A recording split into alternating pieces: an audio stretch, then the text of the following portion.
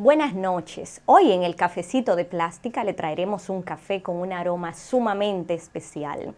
Un café con aroma a campo, a todos esos productos que podemos conseguir de la tierra. Un cafecito con sabor a sembrador. Un cafecito con sabor a Dionisio Blanco.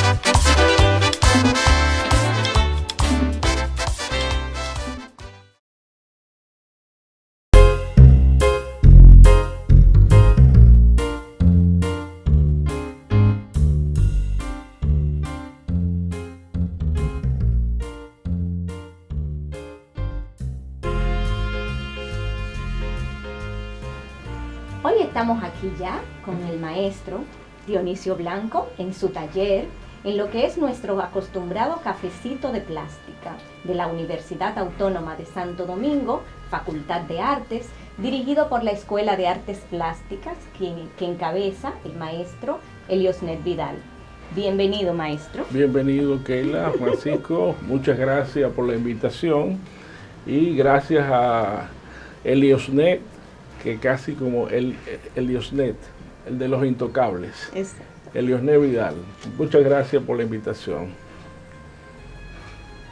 Bien, el cafecito de plástica tiene como objetivo acercarse a los artistas, conocerlo, conocer cómo se conforma ese universo que plantean sus obras.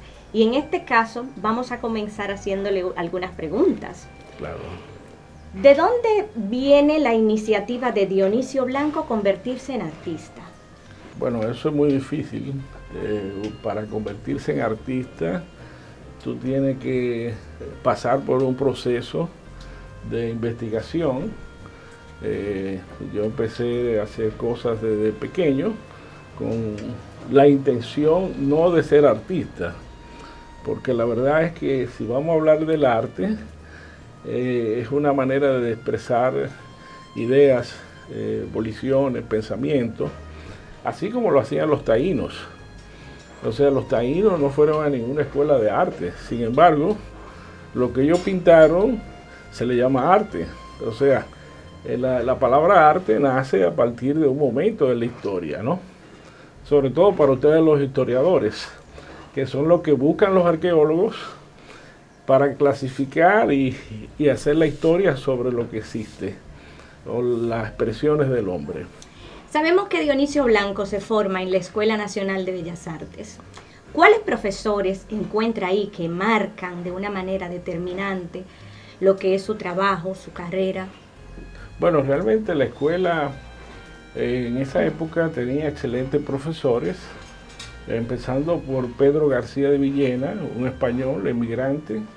Vino junto con otros que llegaron al país huyendo de la tiranía de Franco. Villena era profesor de dibujo y fue de lo que más me marcó, porque a mí siempre me ha interesado más el dibujo que la misma pintura. O sea, el dibujo viene a ser la geometría secreta del artista. Y entonces, si tú no tienes una formación académica en base a lo que es la forma, o sea, las líneas, el punto, la línea, los movimientos de los objetos y de percepción, es muy difícil que tú puedas lograr hacer cosas que toquen la sensibilidad del espectador. Sí conocemos esos inicios que estuvieron muy apegados a lo que es el dibujo, que encontramos algunas obras todavía de lo que fue el dibujo de la vetusta zona colonial nuestra. Cuéntenos un poquito más de esa experiencia como dibujante de paisajes de nuestra zona colonial. Ya, bueno, realmente Mi abuela vivía en la Vicente Celestino Duarte, cerca de Santa Bárbara, y yo salía siempre con mi libreta de dibujo a hacer apuntes. Claro, yo había estudiado algo de Böcklin y había visto también los dibujos de Durero, y con lo de Böcklin se hizo la reconstrucción de la ciudad de Roma cuando se fue destruida, ¿no? Entonces, como referencia histórica, me interesaba hacer apuntes sobre edificaciones, no solamente del siglo XVI, sino del siglo XIX y posterior. Entonces, hice muchos dibujos, y cuando di clase en la Facultad de Arquitectura, también llevaba a los estudiantes a dibujar a la zona, para que conocieran diferentes elementos. Por ejemplo, que vieran las edificaciones, no solamente las fachadas, sino que vieran las gárgolas, diferentes tipos de frisos y cosas que tenían que ver con la materia, ¿no?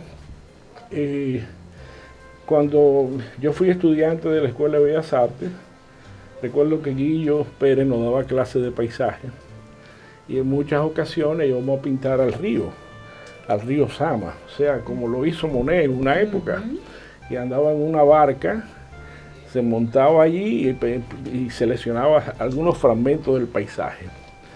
Muchas de esas cosas las hice, incluso llegué a pintar con Sureda, un pintor español, que era un gran acuarelista. Quien lo trajo al país fue Nader a hacer una exposición, y resulta que él estaba casado con un familiar de unos amigos y nos acercamos. Entonces aprendí mucho porque él incluso pertenecía al círculo de acuarelistas en España, y todas esas cosas que fui aprendiendo en el proceso también se las pasaba a mis estudiantes, o sea que no me quedé con ella. Un gran maestro, como lo hace un gran maestro. Sí conocemos sus acuarelas, que son fabulosas, con unas transparencias que enamoran. Muchas personas no saben de lo que fue su trayectoria como acuarelista. Bueno, cuéntenos más. Realmente en esa época, en los 70, yo hice una exposición en la Galería Nader, que quedaba en el Conde, casi frente al Baluarte. Hice una exposición que realmente mostré allí diferentes aspectos de la ciudad, con la intención precisamente de enseñar a la gente a que viera los valores que nosotros tenemos. Hoy día se están dando, mucha gente se ha dado cuenta que nuestra ciudad colonial es importante. Lógicamente, yo trabajé con Eugenio Pérez Montás, hice dibujos de herrajes, también hice en una ocasión un dibujo sobre la fachada de la casa de Diego Caballero, donde está actualmente el arzobispado, para el padre Arnaiz, que en paz descanse. Y hice muchas cosas, la calle de los Nichos, que es la misma que sale detrás de la catedral hacia la fortaleza Osama, cuando se iban a colocar los adoquines, que los primeros adoquines que se colocaron allí lo hizo Tavares Industrial, porque hay que darle su crédito. Sí, sí. Entonces ese dibujo aparece también en el libro de Pérez Montás, que se llama Casas Coloniales. De hecho, yo sigo siempre un enamorado de la zona. Sí, sí, lo alcanzamos a ver de vez en cuando andando por la zona. Cuando hablamos de Dionisio Blanco como maestro, gran maestro de diferentes generaciones, sabemos que usted tuvo experiencias a muy temprana edad como maestro, ligado a la escuela de Vidó, también maestro en nuestra universidad, en la Facultad de Artes. En ese momento era una escuela de la Facultad de Humanidades. Claro. ¿Cuál ha sido su experiencia como maestro, el transmitir todos esos conocimientos a los estudiantes? ¿Cómo se ha nutrido también de ellos y ellos de usted? Claro, indudablemente, cuando tú impartes docencia, lo que yo siempre he dicho, que la cátedra son los estudiantes y el profesor. Lo demás son asuntos burocráticos. El contacto humano con los estudiantes siempre te enseña. Yo aprendí mucho de mis estudiantes y al mismo tiempo también di orientaciones para que ellos pudieran expresar los programas que nosotros planteábamos. O sea que allí ¿qué te explico? Tú te das cuenta hasta dónde puede llegar la capacidad creadora de un personaje en el proceso. O sea, porque la obra de arte, o sea, los dibujos y las pinturas, tú lo vas haciendo, pero en ese proceso tú no tienes que explicar nada, la obra habla por sí solo, porque siempre se refiere a un objeto. O sea, nosotros interpretábamos objetos de 3 dimensiones en 2 dimensiones. Y eso depende de la percepción visual del que dibuja o del que pinta. Entonces nosotros realmente aprendimos mucho de la escuela. El artista sabemos que se va conformando, se va alimentando de diferentes experiencias. Sabemos que era muy usual en lo que es su generación salir del país, capacitarse o tener alguna experiencia fuera, ya sea en participaciones, en exposiciones internacionales, como curador, como comisario, como invitado. ¿Cuáles han sido sus experiencias fuera de nuestro terruño? Ya, bueno, realmente sí, yo he hecho un trabajito, yo diría como diplomático para mi país en ese aspecto, porque he organizado varias exposiciones, no solamente en Estados Unidos, sino en Roma. Yo hice una exposición, organicé una exposición sobre las mujeres pintoras dominicanas en el Museo de la OEA en Washington. También hice la conexión entre 13 pintores italianos de lo más importante de Italia, incluyendo Enrico Bach, que es famoso. Digo, en paz descanse, ya murió.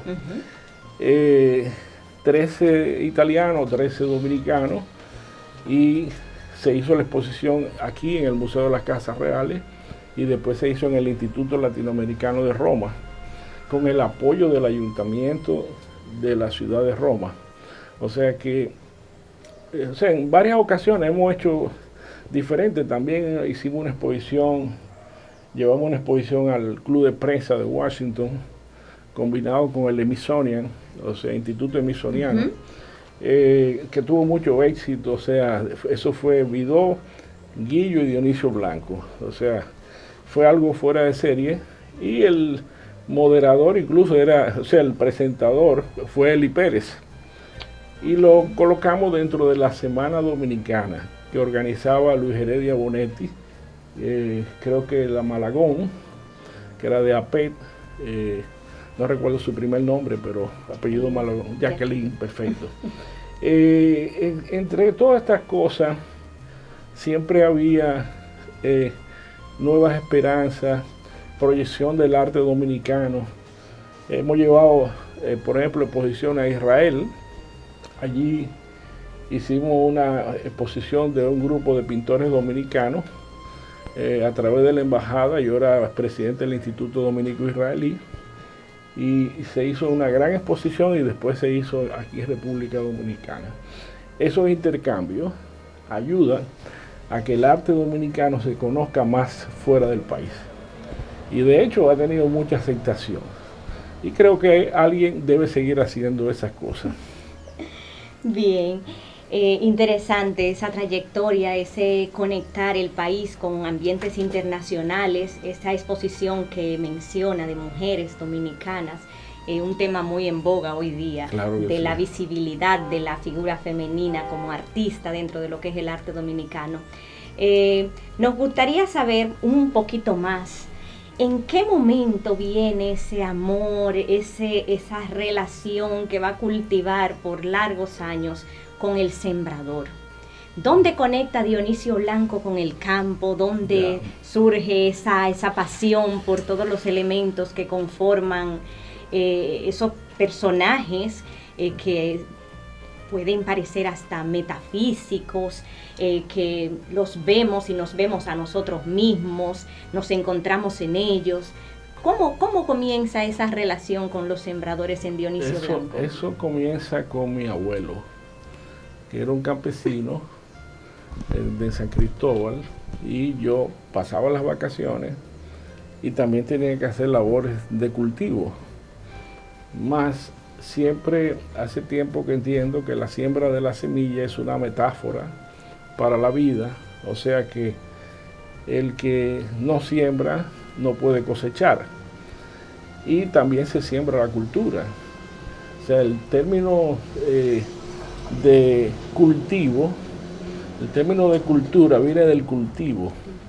O sea que tú vas educando a todo lo que está cerca de ti a través de lo que tú haces con la siembra. Claro, la influencia directa en mi pintura viene también de los pintores de los Países Bajos. A mí me entusiasma mucho, iba a los museos en Bélgica a estudiar el Museo de Bellas Artes, a algunos pintores, y en Gent, en Bélgica también, a estudiar esos personajes que hacían esas obras, que, como Pieter Bruegel el Viejo, Jerónimo Bosch, que hacían esas obras donde reflejaban la parte social de los campesinos. Hay gente que no entiende todavía. Y luego descubrí a Jean-François Millet, que pertenecía a la escuela de Barbizon. Jean-François tiene un cuadro famoso que se llama El mito del Ángelo, que se refiere, bueno, Salvador Dalí hizo incluso miles de dibujos sobre eso y pinturas inspirado en el mito del Ángelo. Tú ves el cuadro, las dos figuras, una frente a otra, la mujer en posición de plegaria y el campesino con su instrumento de trabajo en la mano, que también se paran en un momento a rezar, porque ellos en Europa a las 5 de la tarde los campesinos se paran a hacer sus rezos todos los días, y por eso el Papa da una misa diaria a las 5 de la tarde que se llama el Ángelus. O sea que hay toda una conexión con la cultura y la tierra. O sea que nosotros somos parte de la naturaleza, y la naturaleza nos nutre, nos enseña. Hay un tiempo mesurado, que es el que tú miras el reloj y te llevas rápido en las ciudades, pero hay un tiempo de los campesinos que lo dirige el sol o la luna, y siempre se siembra cuando la luna está en una condición o en otra. O sea, esos momentos son parte también, si tú los representas, de la pintura en el tiempo. O sea, hay un personaje que se llama Omar Calabrese, que es semiótico, de familia de Humberto Eco, que escribió una obra que se llama así, La pintura en el tiempo, y te enseña a ver cómo Monet, por ejemplo, representó la Catedral de Rouen en diferentes momentos. Y cada momento cambia un color. O sea, hay toda una interpretación visual, ¿no? O sea, con el cromatismo. Los colores cambian cuando se representa el arte figurativo, porque todo el arte siempre es representación. Nos comentaba su gran admiración por Jean-François Millet, este artista realista del periodo del realismo en la historia del arte. Vemos que sus ambientes tienen mucha similitud con lo que son esos ambientes campesinos, el sembrador, pero hay algo metafísico en su obra. ¿Nos podría contar esos elementos metafísicos que incluyen ese realismo soñado de sus obras? Bueno, realmente la influencia de Millet, para mí, como te puedo decir que Colson me regaló un libro cuando estábamos estudiando cubismo, porque aprendimos del cubismo analítico, cubismo sintético. Yo fui no alumno, discípulo de Colson. Oye esto, Colson me regala un libro de Juan Gris y me lo dedica, me escribe para Dionisio, no para que copie, sino para que mire y aprenda. En el caso de Milet, yo he aprendido, pero solamente mirando. Yo no copio a Milet, aunque hay una similitud en cuanto al tema, o sea, el tema de los sembradores. Ni he copiado a Bruegel, ni a ninguno de esos personajes que ha tratado el tema. Porque la parte que me interesa es, como decía el poeta D'Annunzio, que el color es el esfuerzo que hace la materia para convertirse en luz. Y ya ahí tú entras al campo metafísico. Entonces, ¿qué me interesa? Que el que mire la obra vea lo que es el valor del color, no solamente de la forma.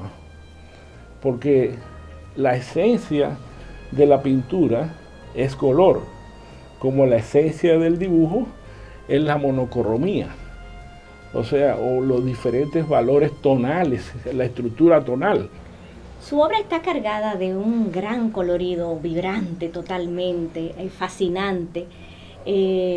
Tenemos unos personajes que nos vemos retratados en ellos, como son los sembradores, pero hay unos elementos que nos hablan de un silencio, que nos hablan de una calma, que nos hablan como de un tiempo fuera. ¿Qué nos quiere decir Dionisio Blanco con esas líneas sumamente marcadas, sumamente escrupulosas, esos rostros ocultos, esos papeles vacíos, sin letras? ¿Qué nos quiere contar Dionisio Blanco a través de este silencio, de estos espacios que nos apasionan, que nos envuelven, que nos involucran en su obra? Bueno, yo creo que tú te refieres a algunos cuadros que tienen como cartas que vuelan en el espacio.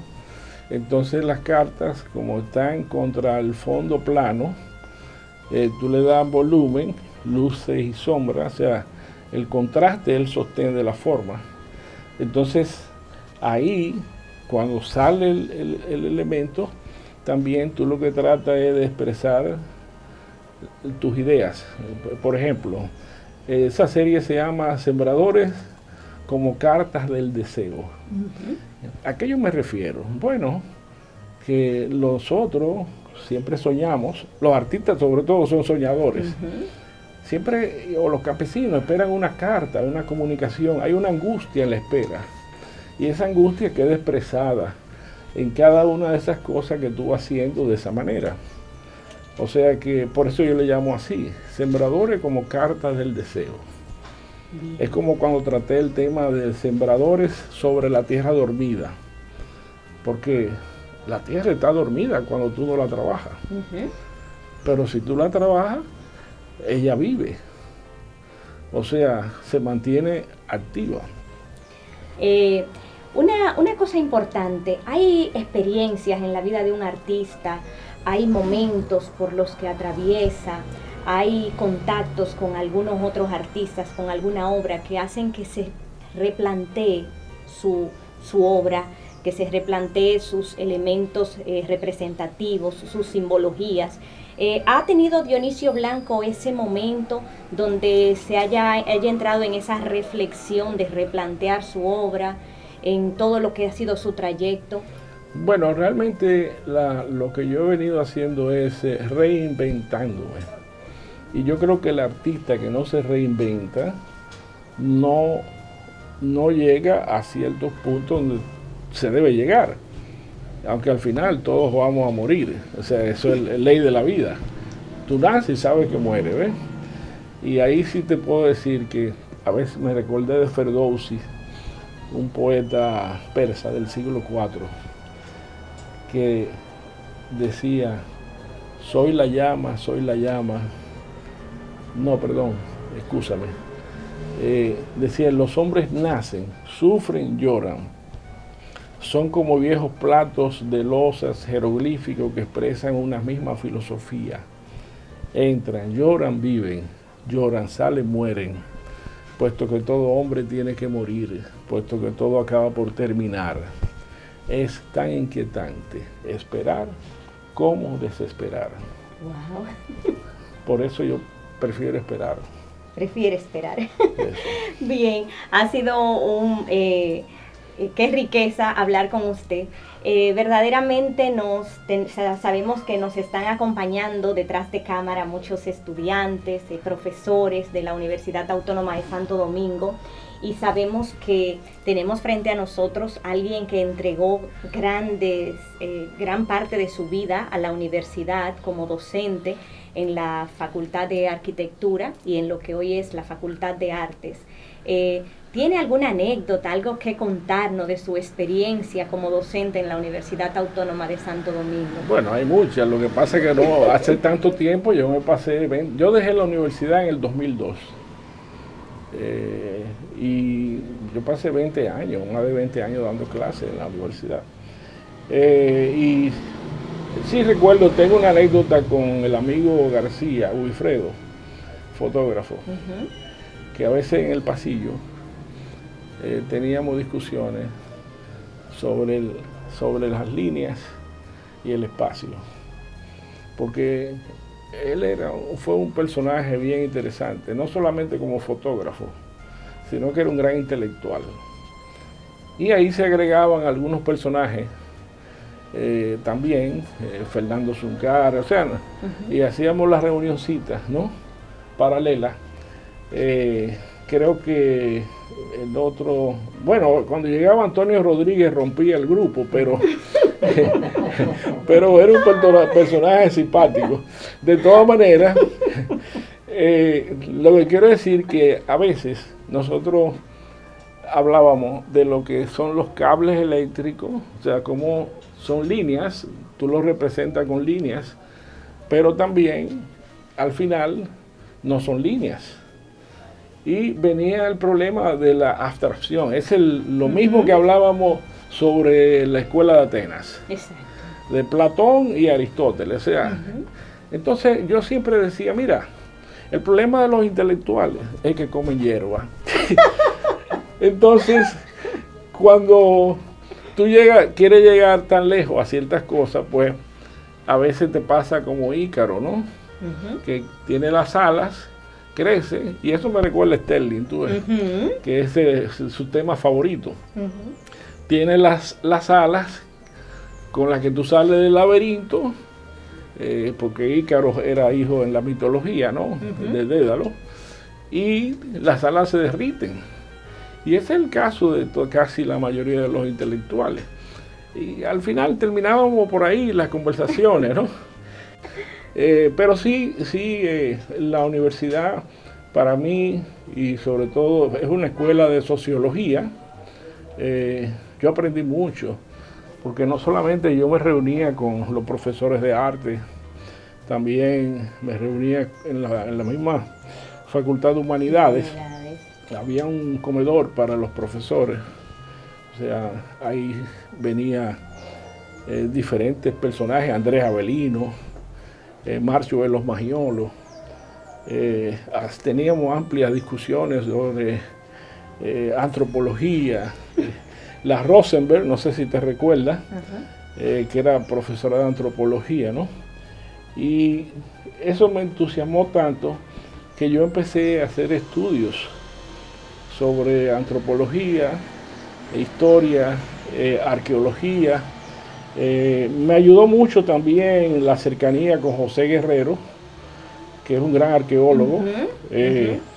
No sé por qué no lo veo mucho en el medio, pero es un personaje, incluso se fue a estudiar arqueología a Brasil y hizo grandes aportes en el museo, y trabajamos juntos en un proyecto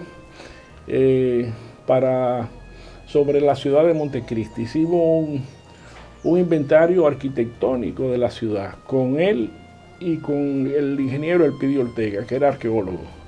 O sea, ese es un libro que anda por ahí. Yo hice todos los dibujos y allí yo iba a estudiar el cementerio, porque ahí tú encuentras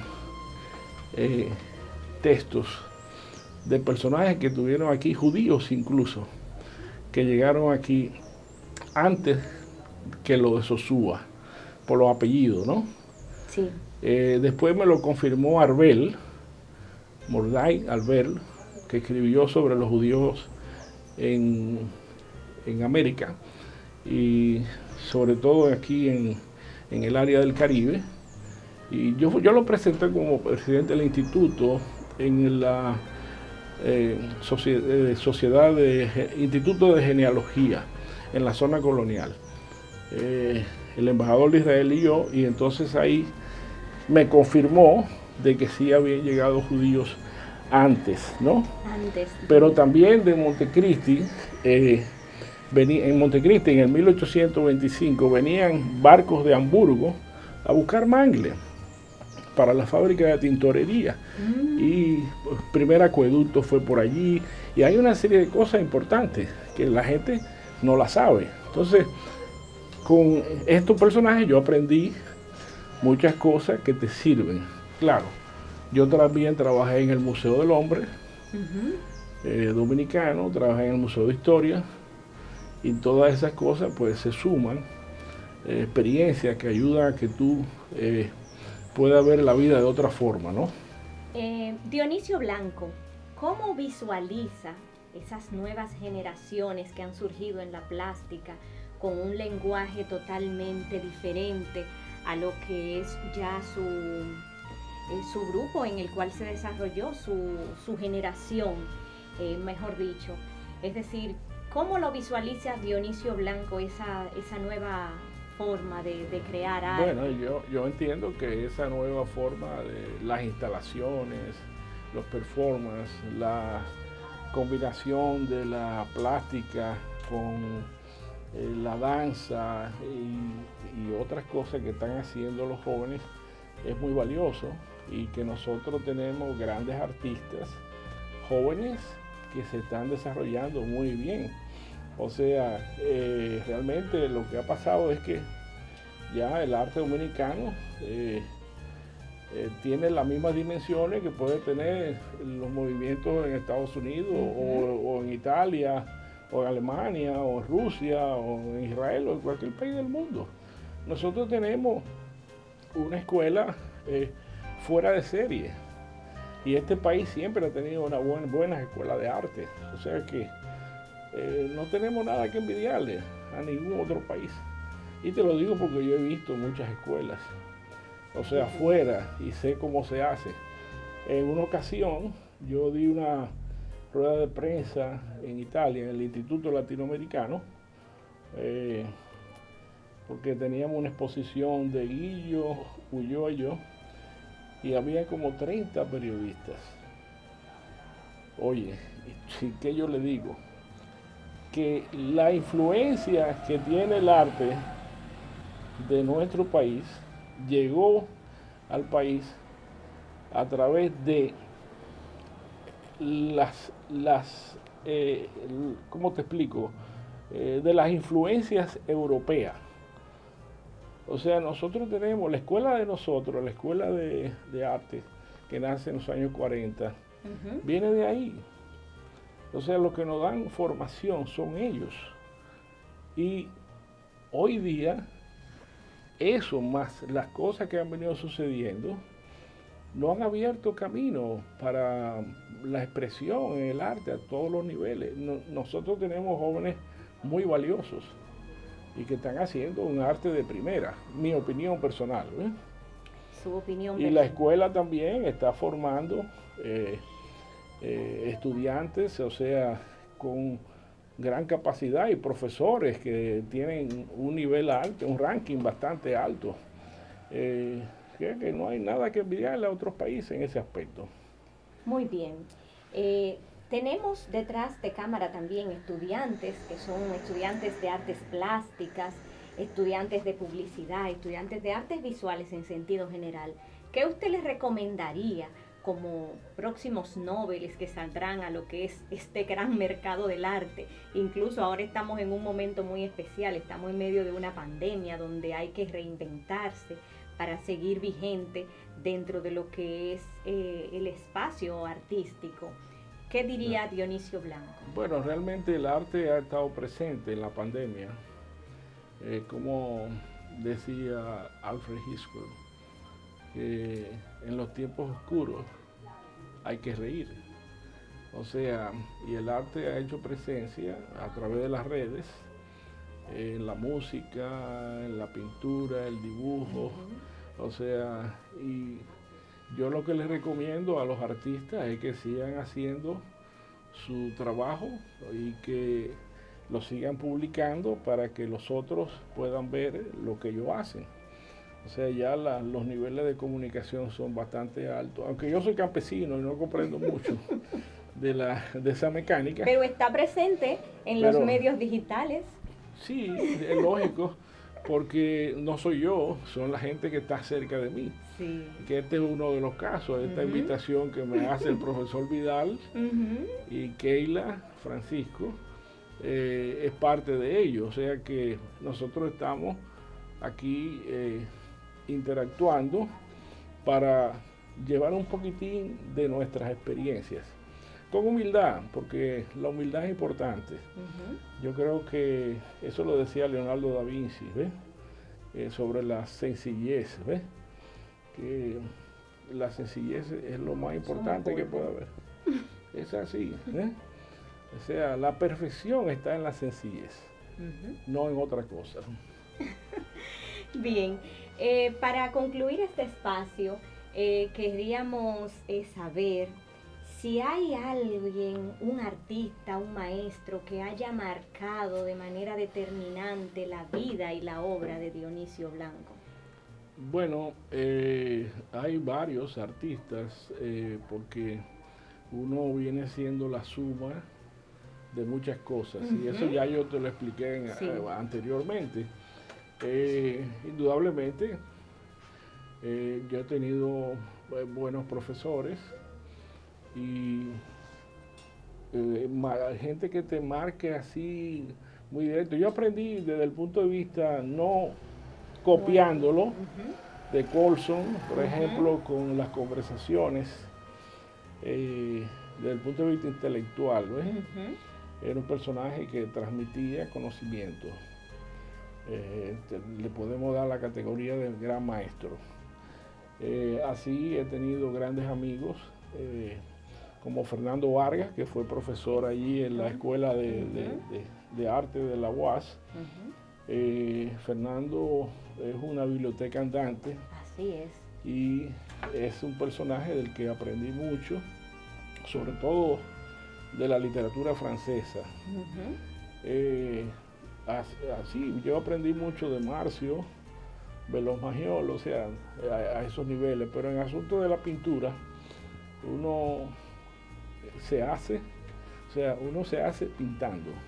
Es así. Porque tú descubres en un momento que tú tienes un estilo, una forma de decir cosas, y la sigues diciendo. Y va variando eso en la medida que te acomoda para fines de expresión. Es así.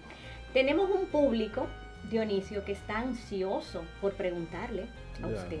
Este es el momento que damos espacio a ese público que nos mira, hacerle preguntas al maestro, que tiene mucho que enseñar y nosotros mucho que aprender de él.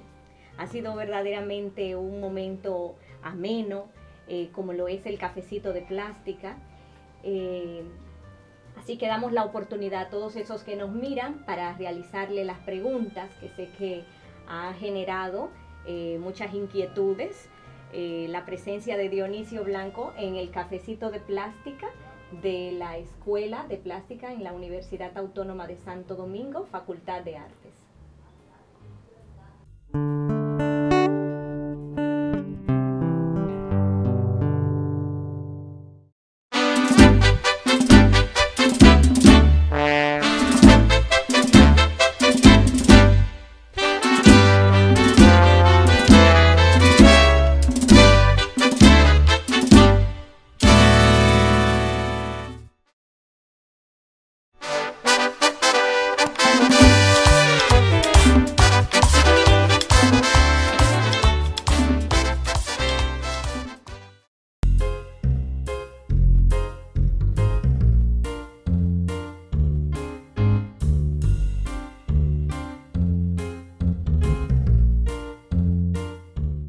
cuando continuamos?